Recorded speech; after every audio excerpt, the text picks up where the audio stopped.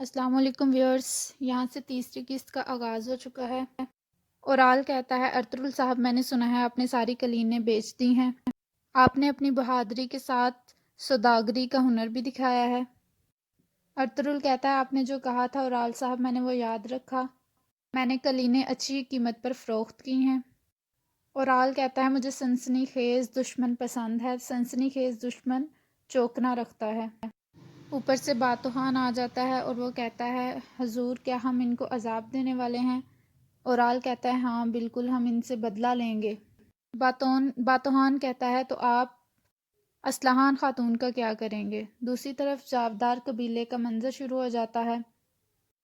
جاندار صاحب اپنی تمام اولاد کو بٹھا کے ان سے باتیں کر رہے ہوتے ہیں۔ اورال ان کو بتاتا ہے کہ اصلاحان خاتون کی وجہ سے میں کلینیں نہیں بیچ سکا۔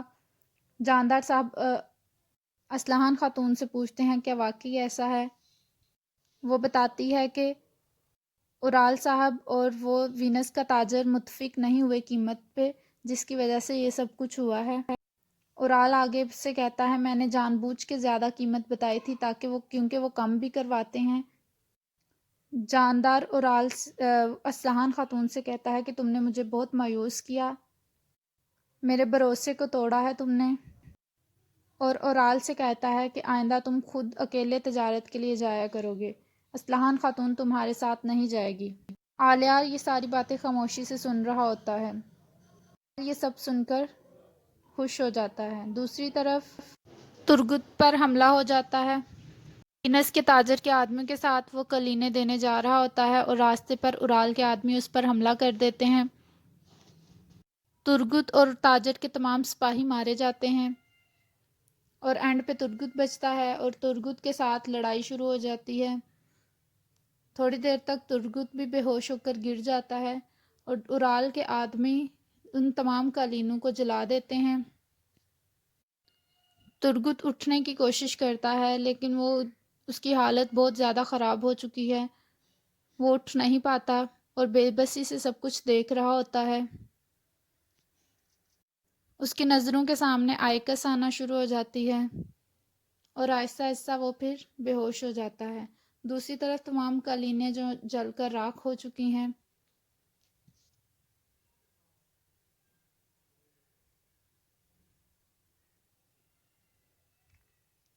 اور پھر صبح کا منظر شروع ہو جاتا ہے۔ ماریا کچھ آدمیوں کے ساتھ کہیں جا رہی ہوتی ہے تو اسے راستے میں سپاہی مرے ہوئے دکھتے ہیں۔ وہ وہاں رک جاتی ہے، تمام سپاہیوں کو دیکھتی ہے، وہ مر چکے ہیں۔ اینڈ پہ وہ ترگت کی طرف آتی ہے اور ترگت کو چیک کرتی ہے، وہ زندہ ہوتا ہے، وہ اسے اٹھاتی ہے اور بازار میں واپس لے آتی ہے اور سیمون کو بتاتی ہے کہ اس نے ترگت اور کچھ آدمی کو وہاں دیکھا اور ترگت زندہ تھا، اس لیے وہ اس کو واپس لے آئی ہے۔ سیمون کہتا ہے تم نے بہت اچھا کیا، مجھے اس کا فائدہ ہوگا، میں دونوں قبیلوں کو لڑانے کے لیے یہ کھیل کھیلوں گا۔ ماریا اسے بتاتی ہے کہ میں نے وہاں خنجر بھی دیکھا جو کہ باتوحان کا تھا۔ سیمون کہتا ہے بالکل ٹھیک، یہ ہمارے لیے اچھا ثابت ہوگا، یہ ثبوت کے طور پر میں ارطغرل کو پیش کروں گا۔ دوسری طرف اورال بازار میں پہنچ چکا ہے اور اس کو پتہ چل گیا ہے کہ ترگت زندہ ہے۔ اب وہ باتوحان کو مار رہا ہے۔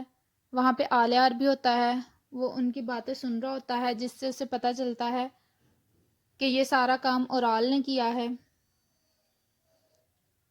اورال اپنے آدمی کو مار رہا ہوتا ہے۔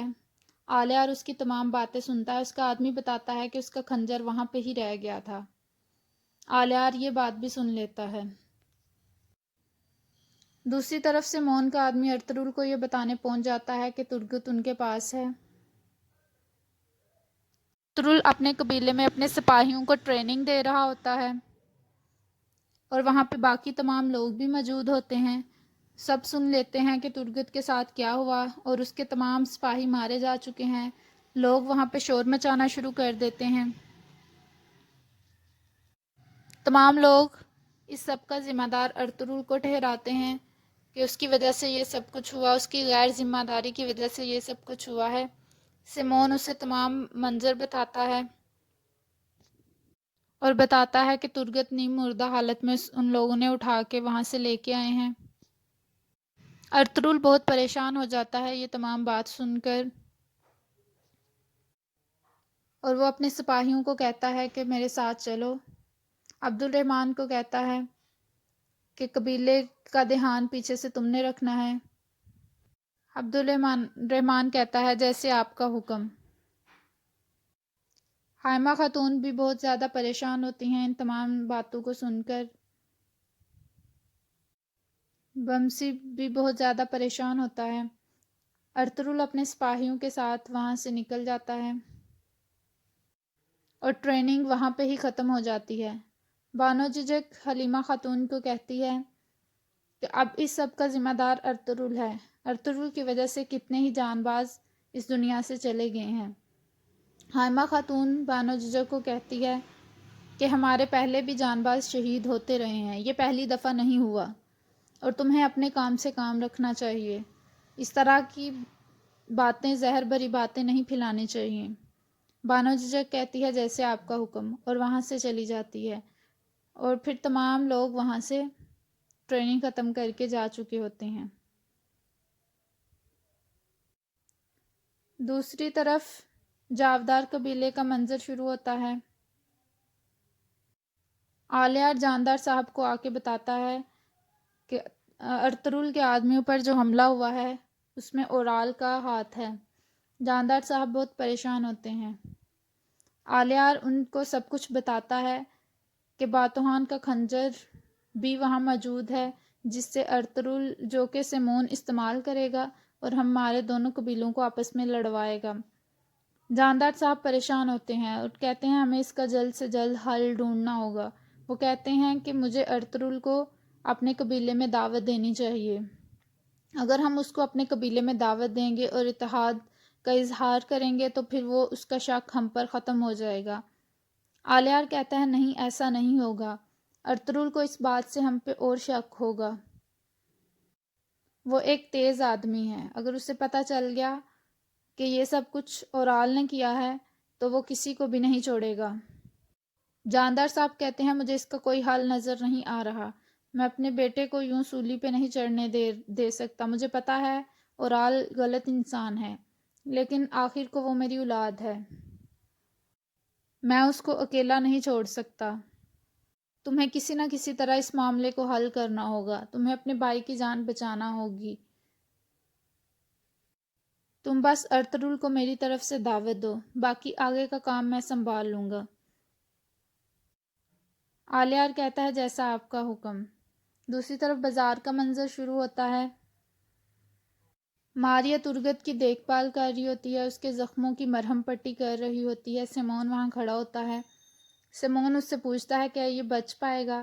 ماریا کہتی ہے امید تو ہے، آگے اللہ مالک ہے۔ وہ کہتا ہے کہ ارطغرل تک خبر پہنچ چکی ہوگی اور اب وہ یہاں پہ پہنچنے والا ہوگا، ہمیں ارطغرل کے سامنے ظاہر کرنا ہے کہ ہم اس کے ساتھ ہیں۔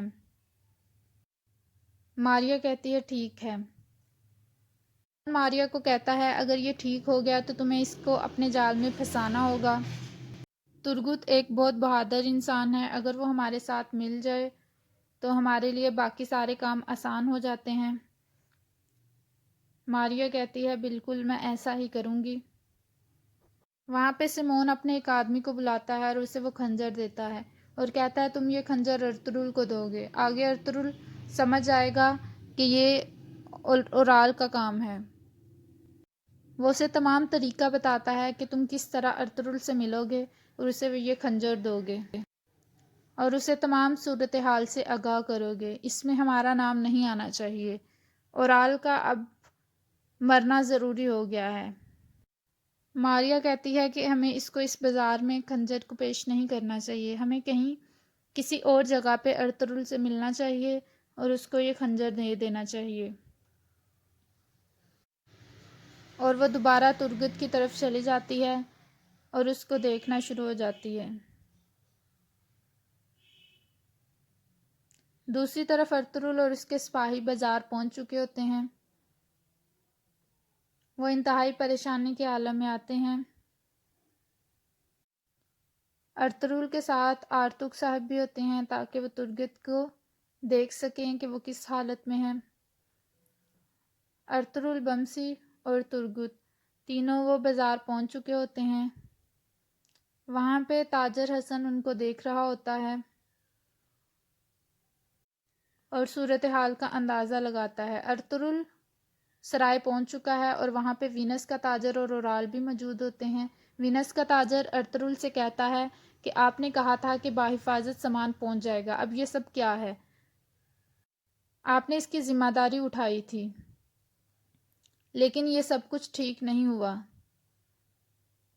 جبکہ وہ اورال کے ساتھ اپنی اس سے قلینوں کی خرید و فروخت کا معاملہ طے کر چکا ہوتا ہے، لیکن اس نے سونا ارطغرل کو دے دیا ہوتا ہے۔ ارطغرل اسے کہتا ہے کہ میں اپنے وعدے سے نہیں مکرتا، میں نے جو وعدہ کیا ہے وہ میں پورا کروں گا، آپ کی قیمت آپ کو مل جائے گی۔ مجھے پہلے اپنے سپاہی کو دیکھنا ہے کہ وہ کس حالت میں ہے۔ وینس کا تاجر ارطغرل کا بازو پکڑ لیتا ہے اور ارطغرل اپنی تلوار پکڑ کر اس کو نیچے گرا لیتا ہے۔ دوسری طرف بمسی تاجر کے ساتھ جو سپاہی ہوتے ہیں، سپاہیوں کے ساتھ نمٹنا شروع ہو جاتا ہے۔ ارطغرل اس کے گلے پر تلوار رکھتا ہے۔ ارطغرل اسے کہتا ہے کہ اس وقت میں تمہیں تمہارے پیسے نہیں لوٹا سکتا، مجھے اپنے سپاہی کو دیکھنا ہے، اور جب تک میں اسے نہیں دیکھ لیتا میں تمہیں تمہاری بات کا جواب نہیں دوں گا۔ اور پھر وہ اپنی تلوار نیام میں ڈال دیتا ہے اور بمسی بھی اپنی تلواریں نیام میں ڈال دیتا ہے۔ تاجر اٹھ کے کھڑا ہو جاتا ہے اور باقی لوگ یہ تمام منظر خاموشی سے دیکھ رہے ہوتے ہیں۔ اورال اسے کہتا ہے تم نے اس کے ساتھ ڈیل کی تھی، اب تمہیں اس کا خمیازہ بھگتنا پڑ رہا ہے۔ اورال ارطغرل کو کہتا ہے کہ میں نے یہ سب کچھ سنا اور مجھے بہت افسوس ہوا کہ آپ کی تمام کلینیں جل چکی ہیں۔ جو انسان زیادہ ہوشیاری دکھاتا ہے پھر اسے اس کا صلہ بھگتنا پڑتا ہے۔ ارطغرل اسے کوئی جواب نہیں دیتا اور غصے سے دیکھ کر وہاں سے چلا جاتا ہے۔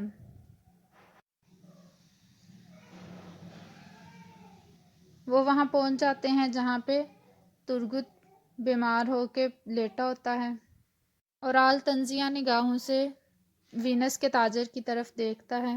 اورال وینس کے تاجر کو کہتا ہے کہ میری قالینیں بالکل باحفاظت تمہارے ساتھ جائیں گی، تمہیں پہلے ہی میرے ساتھ ڈیل کرنی چاہیے تھی۔ دوسری طرف ماریا ترگت کا معائنہ کر رہی ہوتی ہے اور وہاں پہ آرتک صاحب اور ارطغرل آ جاتے ہیں۔ ارطغرل ترگت کو دیکھتا ہے، اس کے زخم دیکھتا ہے۔ بمسی بہت پریشان ہوتا ہے، آرتک صاحب اسے روک لیتے ہیں کہ تم آگے مت جاؤ ابھی۔ ارطغرل دیکھتا ہے ترگت بے ہوشی کی حالت میں ہوتا ہے اور وہ بہت دکھ بھرے انداز میں وہاں بیٹھتا ہے اور آرتک صاحب کو کہتا ہے کہ آپ کا کام ہے اس کو ٹھیک کرنا۔ آرتک صاحب ارطغرل کو دیکھتے ہیں۔ ماریا اسے بتاتی ہے کہ میں نے ان کے زخم دیکھے ہیں، وہ کافی گہرے ہیں اور ان کا کافی زیادہ خون نکل چکا ہے جس کی وجہ سے یہ بے ہوش ہو چکے ہیں۔ اگر میں وقت پر نہ پہنچتی اور ان کو اٹھا کے نہ لاتی تو یہ ابھی تک زندہ نہ ہوتے۔ میں نے تمام ابتدائی طبی امداد دے دی تھیں جو ضروری ہوتی ہیں۔ میں چونکہ پہلے نرس کے فرائض سر انجام دیتی تھی جس کی وجہ سے مجھے یہ سارا کام آتا ہے اور میں نے دیکھ لیا ہے۔ ارطغرل کہتا ہے آپ کا بہت شکریہ، میں آپ کا احسان ہمیشہ یاد رکھوں گا۔ ماریا کہتی ہے جی شکریہ۔ اس کے بعد آرتک صاحب ان کے زخموں کا معائنہ کرتے ہیں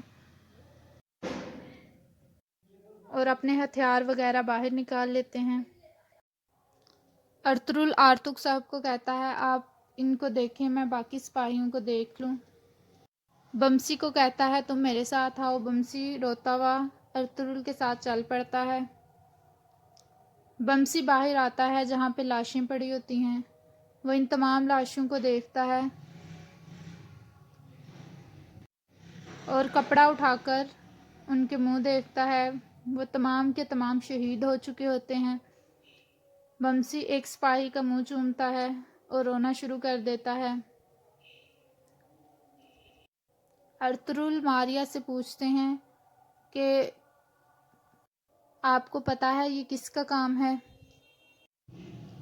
ماریا کہتی ہے مجھے اس سب کا نہیں پتہ، میں نے وہاں پہ صرف کچھ سپاہی دیکھے تھے۔ دوسری طرف وینس کا تاجر اور سیمون بیٹھے ہوتے ہیں اور اورال بھی ان کے پاس بیٹھا ہوتا ہے۔ اورال نے چونکہ وینس کے تاجر کو کلینیں بیچی ہیں تو وہ اس کے بارے میں ڈیل کر رہے ہوتے ہیں۔ اورال اپنی پہلے والی قیمت پر بیچ رہا ہوتا ہے کیونکہ تاجر کو اب ہر حال میں کلینیں چاہیے ہوتی ہیں۔ وہ خالی ہاتھ نہیں جانا چاہتا، اس لیے وہ زیادہ قیمت پر اورال سے کلینیں خرید لیتا ہے اور اورال اس بات پر بہت خوش ہوتا ہے۔ سیمون اورال کو بتاتا ہے کہ ارطغرل کے عتاب سے اب کوئی نہیں بچ پائے گا، امید ہے اس کو نہ پتہ چلے۔ دوسری طرف بمسی اور ارطغرل ان لاشوں کو دیکھ رہے ہوتے ہیں اور پھر ان کی مغفرت کے لیے دعا کرتے ہیں۔ ارطغرل بمسی کو کہتا ہے کہ ہمیں پہلے ان کو قبیلے پہنچانا ہوگا اور ان کی نماز جنازہ ادا کرنا ضروری ہے۔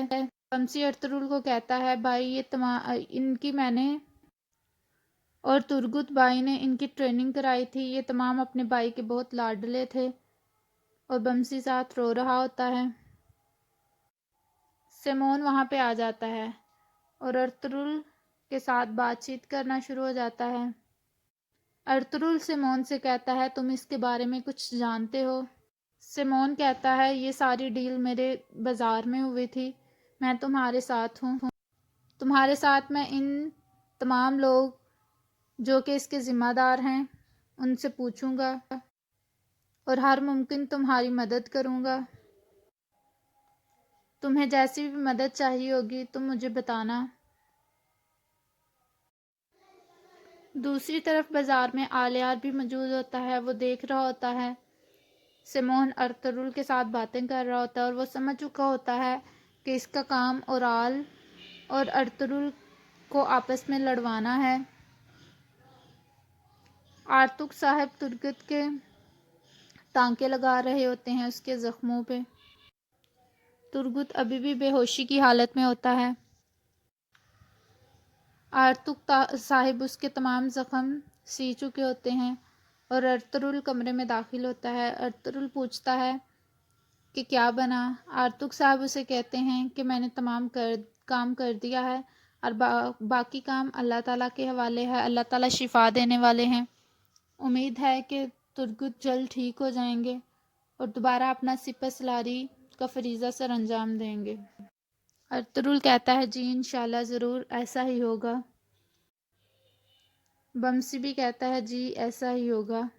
ارطغرل بمسی کو کہتا ہے کہ تمہیں اب یہاں رکنا ہوگا، ترگت کے پاس ہمیں قبیلے جانا ہے۔ اور آرتک صاحب اپنا سامان اٹھاتے ہیں اور وہاں سے چل پڑتے ہیں۔